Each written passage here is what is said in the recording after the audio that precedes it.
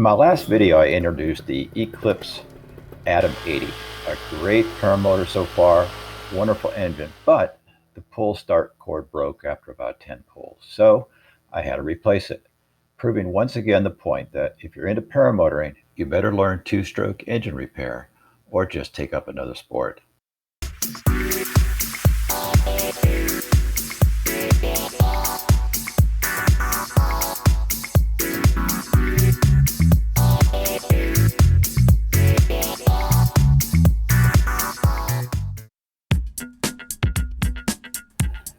The Vittorazi Atom 80 is pretty simple to work on, but in order to get to that starter cord, we're going to have to remove the engine. So I thought I'd show you a schematic breakdown of what we're going to be working on here.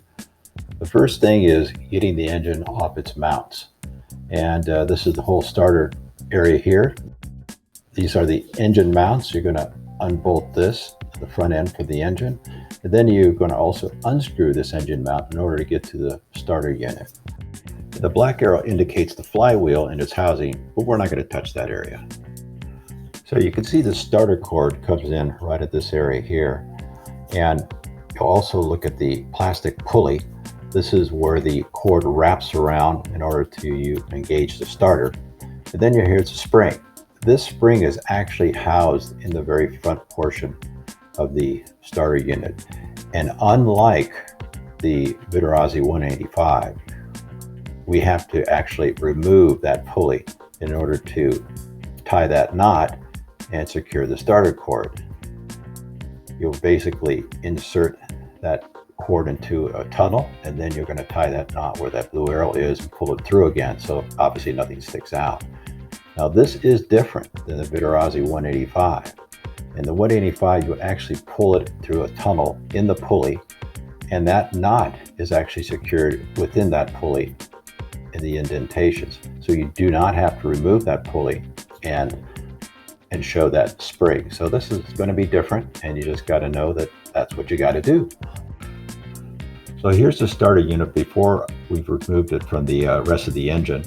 That engine mount is just to the lower right there. You're going to unscrew all four of those mounts.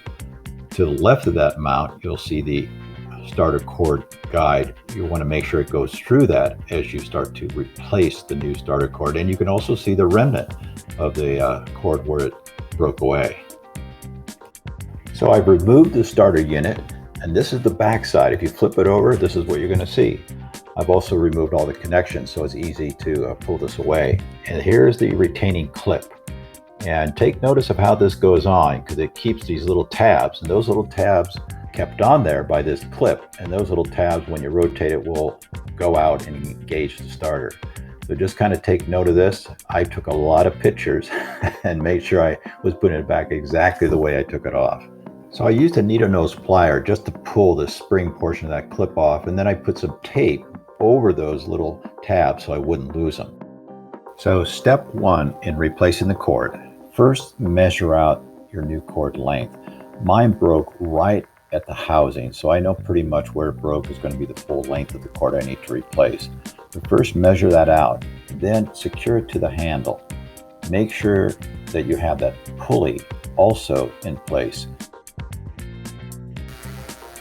And then leave a little extra cord length because you're going to have to make a knot when you're securing that to the housing, plastic pulley housing.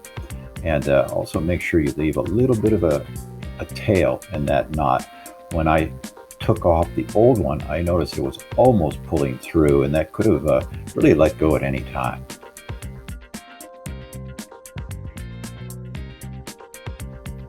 So with the retaining clip removed and those tabs secured in place so you don't lose it, you pull that pulley off, and this is what you see. That's the spring right now. And make sure when you are pulling that off that the spring is not under any tension whatsoever, and you'll be able to feel it go back and forth really easily. You can see I already have the new cord through that guide. So you're going to gently lay this aside. Again, you don't want that spring to come out of there. You don't have to touch it. What you're going to do is go back to that pulley that we just pulled off, and this is where you're going to thread that cord through a little tunnel you'll see in between the ridges of that pulley, and then you'll see here where it comes out on the back side. you make a knot, and then pull that knot back in so nothing extends to the outside. You don't want anything protruding out. Now it's time to put this housing back facing the spring again. And this is the tricky part. This is the notch that has to engage the spring, and this is the area that has to now go into this little area of the spring. So that has to fit, that notch has to fit in here. So I had to use actually a paper clip bent just perfectly so I could kind of go in and wiggle the spring around a little bit so it would finally allow that plastic portion to fit in there again. It was a little bit of a, well, let's just say that that took the most time of anything, and it's not impossible. And all I can say is you'll kind of figure that out. Maybe you have a better method. If you do, please let me know. If I ever have to do this again, this would be the one part that I would not look forward to. Okay, so the new cord is in, and of course remember to put it through that cord guide as you put everything back in place. So once everything in, you got that little area back into the spring. Now you're going to put your clip back in, and of course you took a lot of photos, so you make sure you got that right. So now we're going to wind up that spring really tight, and then as we slowly release the spring, that cord line is going to roll onto the housing. So here's what you do. Unfortunately, I didn't have a photo where I already had the cord going through my new cord onto the housing, but you'll grip that cord right where it enters the housing, and you'll want to go counterclockwise. All you're doing is winding up that spring, so you just go counterclockwise to absolutely reach the end, and then allow it to gently go back one full turn. After you've done that, now you're going to grip that cord on this side of the cord guide, and then slowly let that rest of that spring unwind, and that cord will then ravel around that housing. The reason you go back one full turn after you've wound up that spring to its very end is that you don't want the end of that cord to actually put tension on the very end of that spring. In other words, you don't want it to come to its full stop. So even if you pull the cord all the way out, it hasn't completely wound up that spring.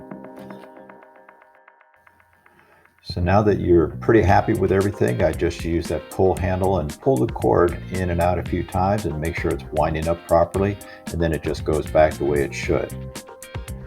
And from here, you just reverse the process.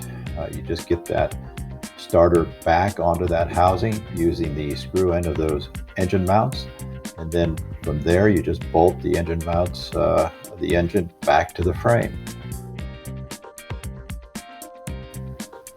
So the engine is back on the frame, and looking down onto the starter, you can see that's the spring visible right there, and you can see how the cord is also wound up on that plastic housing. So with your task complete, you can see the cord coming out. You've got your handle, it's gone through the pulley, which of course you remembered to have in place when you started all this. And you can pull it a few times, make sure it's all working, and if it comes loose again, well, then you throw this thing over the cliff and take up something like hiking. But with luck and the blessing of the sky gods, everything is in place.